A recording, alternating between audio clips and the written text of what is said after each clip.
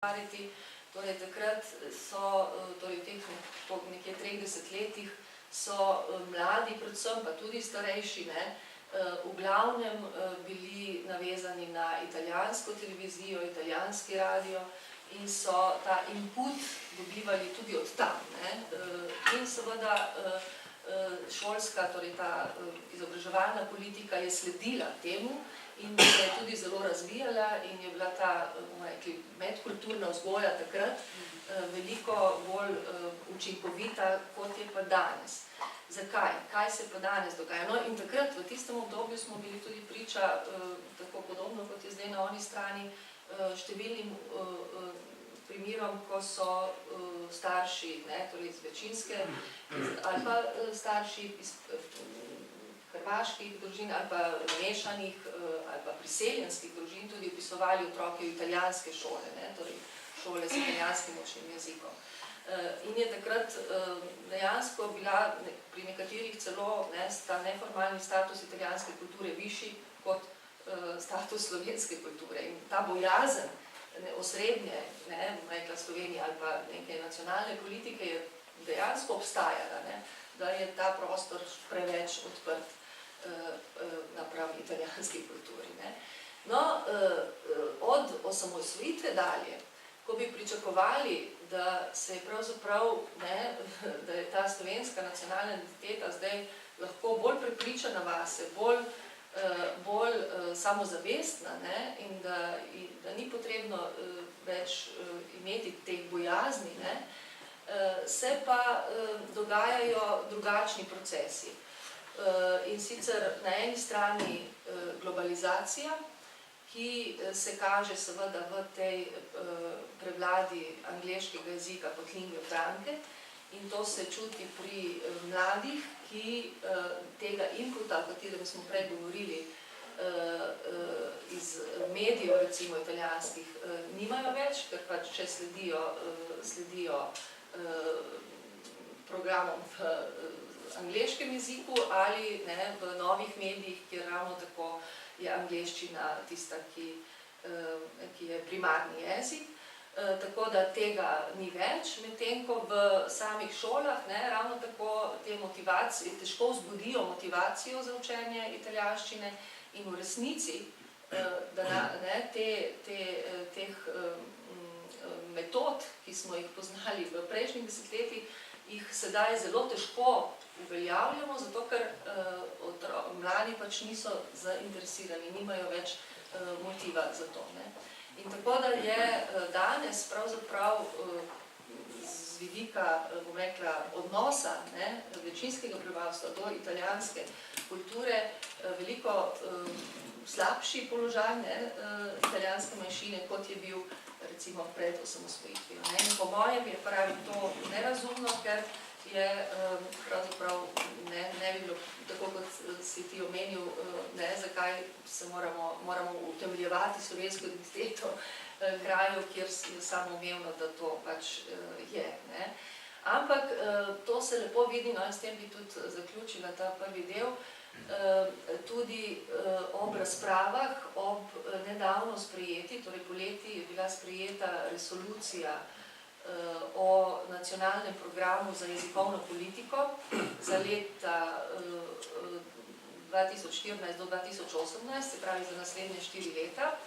In moram reči, da je ta resolucija pomemben korak naprej, po mojem, glede na prejšnjo resolucijo, ki je narekovala res jezikovno politiko za slovenski jezik.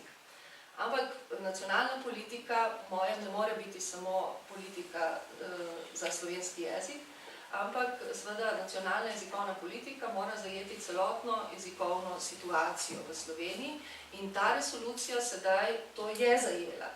Vendar razprava, zelo burna, velikega dela slovenistične javnosti, pa tudi dela politike, je bila, da je tu zdaj slovenski jezik preveč izenačen z drugimi jeziki. Če citiram, kako se je o tem izrazilo slavistično društvo, izjavili so, da se iz te resolucije da veje permisivno potrošniško stališče svobodne izbire do jezikovne rabe. Se pravi, ali pa no še en citat, da veje jezikovni nazor, ki slovenščino v duhu multikulturnosti izenačuje z drugimi jeziki. Se pravi, enostavno ta bojazen, da resolucija, da jezikovna politika preveč izenačuje slovenščino z drugimi jeziki, kar seveda je razumljivo, oziroma tudi sama mislim, da bi mogoče resolucija lahko še bolj eksplicitno izpostavila simbolno vlogo slovenskega jezika kot državnega jezika, kot uradnega jezika, kot učnega jezika, ampak na drugi strani pa je absolutno nujno potrebno zaradi teh procesov, ki sem jih omenila, da samo na tem primeru, procesov je pa še nič koliko, je nujno, da se ta jezikovna politika posveti v resnici celotni jezikovni situaciji, če želimo pač resnično loviti to ravnotežje in to tvorno ravnotežje, ustvarjalno ravnotežje za slovensko nacionalno identiteto in tudi za vse skupnosti, ki sestavljajo to državno slovensko identiteto in obmejne identitete. Ja, hvala.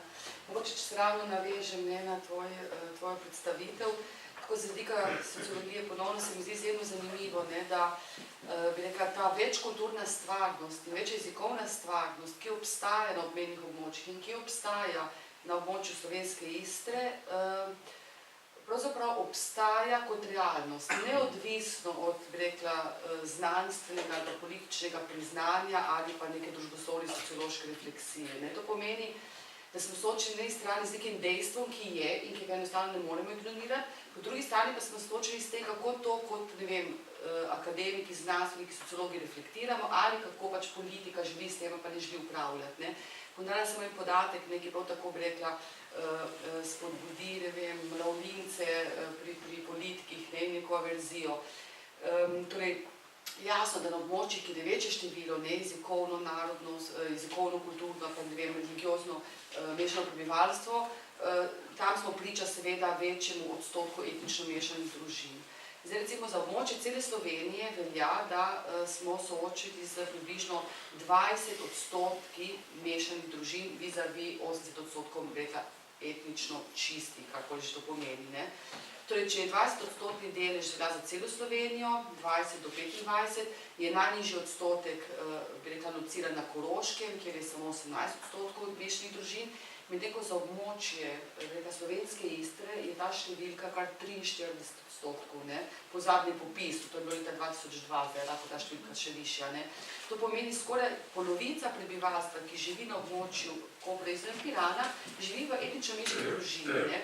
Skladno z vsemi raziskavami se otroci v etnično mešanih družinah zelo težko opredeljujejo eno kulturno, eno jezikovno in tako dalje, ampak se prenagibajo k dvojnim opredelitvam. Sem dvojen, jaz nisem zgolj Italijan, ali pa zgolj Slovenec, ali pa zgolj Hrvat, ali pa zgolj Slovenka, sem oboje. Če so že prisiljeni, v kar nas včasih silijo, bi rekla, uradni popisi, prebivalstva ali pa občinski popisi ali pa šolski popisi, se potem ti, bi rekla, otroci radi opredelijo kot nadnacionalno ali pa simbolno sem otrok sveta, sem državljan sveta, sem državljanka Evrope, kot pa da bi se, bi rekla, prisilno opredelili zgolj za identiteto očeta ali matere.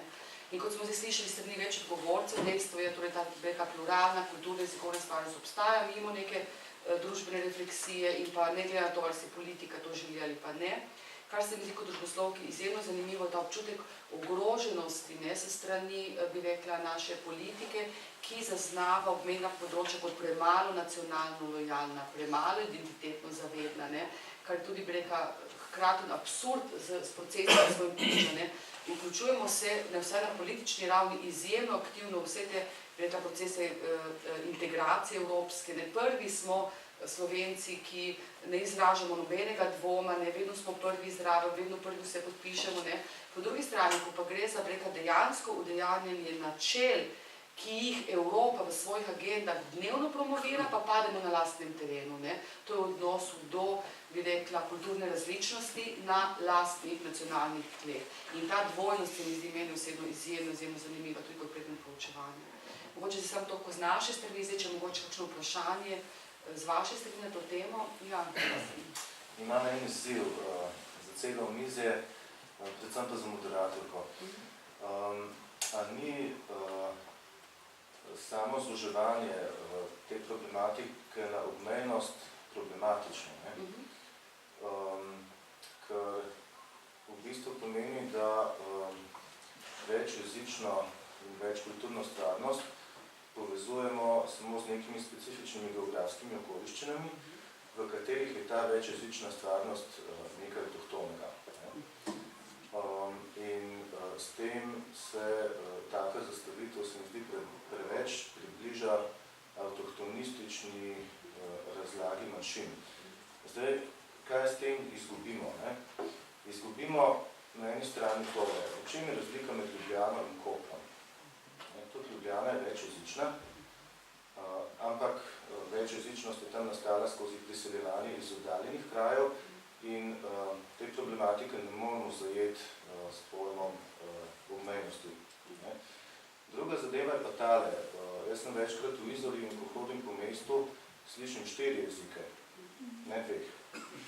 Slovenščino, italijanščino, naštevam po vrstnem redu pogostosti, na 3. mestu bi skoraj dal albanščino in potem hrvaščina, srbo-hrvaščina in te variante. In zdaj 2, morda 3 manjšine, morda se pri Hrvatih še lahko delamo, češ tradicionalno so lokalno prisotni, čeprav seveda večina hrvaških govorcev je prišla iz bolj oddaljenih krajev. No, Albanci so pa simptomatični, ker jih ne moramo stlačiti v koncept obmejnosti. Zdaj pa, kaj je pa z avtohtonizmom? Avtohtonizem je neka predpostavka, ki deli sociološko obstoječe manjšine po slovenski ustavi na tiste, ki naj bi bile tradicionalno prisotne in tiste, ki niso. Zdaj prvič avtohtonizem je nedosleden. Romi so prisotni na Slovenskem že 600 let, ampak domnevno to še ni dovolj, da bi priznali, da so pač od nekdaj. Tako kot Slovenci, ki smo pa imeli 1200 let, recimo. To je recimo ena težava. Drugo, faktično avtohtonizem ne zdrži. Če se vprašamo,